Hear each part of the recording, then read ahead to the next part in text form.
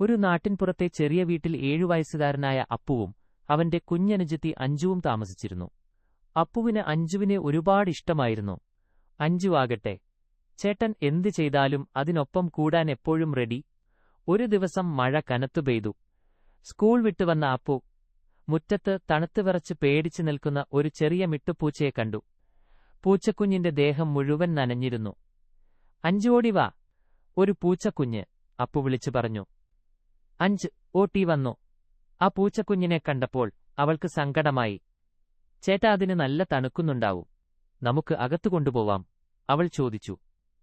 അമ്മയുടെ അനുവാദം ചോദിച്ച ശേഷം അപ്പു ആ പൂച്ചക്കുഞ്ഞിനെ വളരെ ശ്രദ്ധയോടെ കൈകളിലെടുത്ത് അകത്തേക്ക് കൊണ്ടുവന്നു.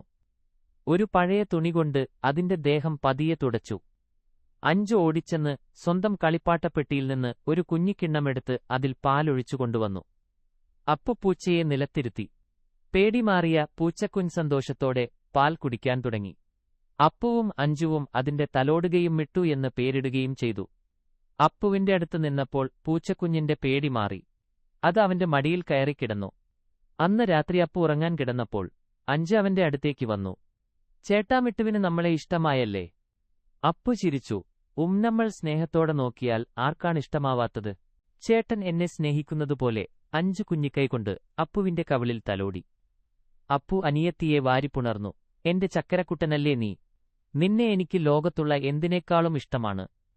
മിട്ടുപൂച്ച പതിയെ ബെഡിലേക്ക് ചാടി. അവർക്കിടയിൽ ചുരുണ്ടുകൂടി കിടന്നു. മഴയുടെ ശബ്ദത്തിനപ്പുറം ആ ചെറിയ മുറിയിൽ അപ്പുവിന്റെയും അഞ്ജുവിന്റെയും മിട്ടുവിന്റെയും നിഷ്കളങ്കമായ സ്നേഹവും വാത്സല്യവും ഒരു ചൂടുള്ള പുതപ്പുപോലെ നിറഞ്ഞുനിന്നു.